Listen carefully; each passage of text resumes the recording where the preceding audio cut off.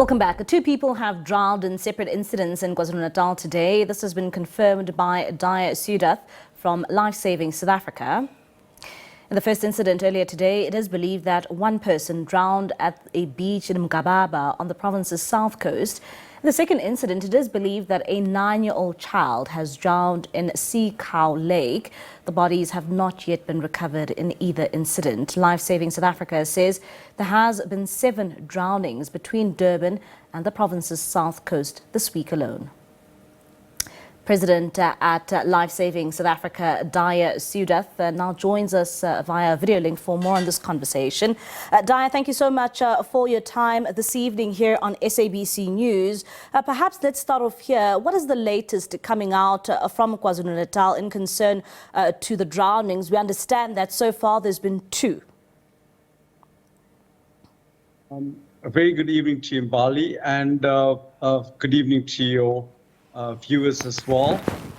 At the outset, let me acknowledge our condolences from Lifesaving South Africa to all of the families that lost loved ones. These are tragic incidents indeed, so we'd like to convey our sincerest condolences.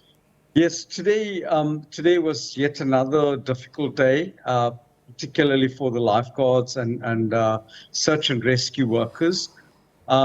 We received a report of a drowning at a remote beach just south of Mgababa, near or south of the Mnini Resort, of a youth who had drowned. So there were positive or confirmed witnesses to that particular event.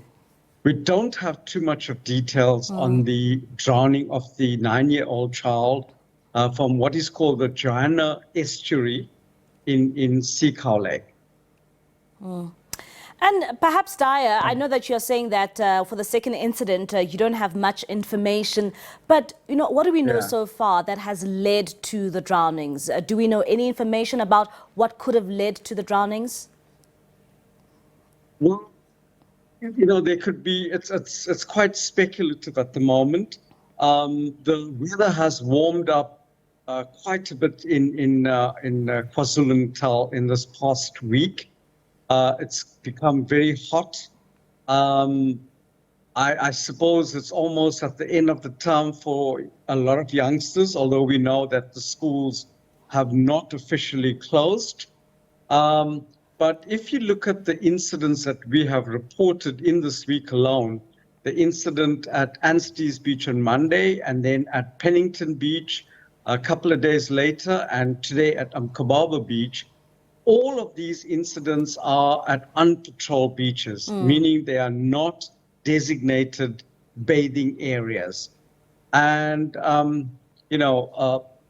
obviously the youth that were involved in these, or who were tragic victims in these incidences, were swimming in unprotected areas away from the surveillance of lifeguards, and getting caught in a rip current and getting swept out to sea means that without the help of lifeguards nearby, the risks for those individuals were quite great. Yeah.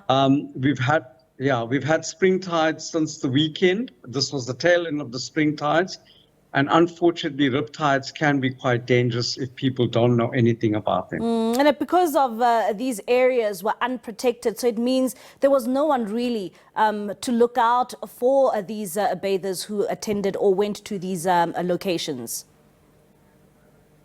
That's right. If you look at the advisories that Lifesaving South Africa promotes on a daily basis, is for beachgoers, is for ocean recreation users to only swim with lifeguards on duty, to only swim during the designated duty hours, and of course to stay in between the red and yellow duty flags.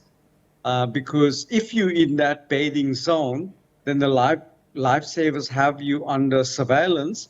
And if you do get into trouble, they'll be able to get to you as quickly as possible.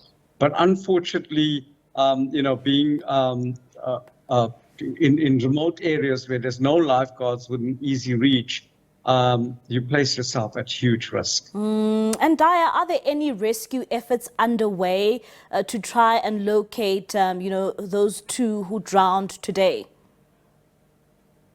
Yes, they certainly are. In fact, the search and rescue teams from SABC and as well as the Tikweni lifeguards and other emergency responders have been busy at it since Monday. The one at Anstey's Beach, there hasn't been a recovery. We just received reports that there may have been a recovery of the victim at Pennington, but the search obviously for the one at Amkababa will continue. The drowning of the little child in the estuary is also something that will continue tomorrow by search and rescue divers. And I mean, this brings to 7 drowning incidents you've had as a province so far. I mean, what do you make of these drownings? Perhaps maybe if you can give some sort of advice to the public who will be visiting KZN beaches. Yes, we appeal to the bathing public to only recreate and only swim at beaches that are protected by lifeguards or patrolled by lifeguards. That's available on all of the beach websites and the parks and recreation websites of the various municipalities. The local tourism officers, fortunately in the city of Durban, in Tikweni, there are at least 9 community tourism officers, and they obviously prepare they promote the message of safe bathing at the various designated bathing beaches. But we would really like to appeal to government, to religious leaders, to education departments, to various community organizations to ensure that the message is promoted. We've even attempted to promote this messaging through Santaco.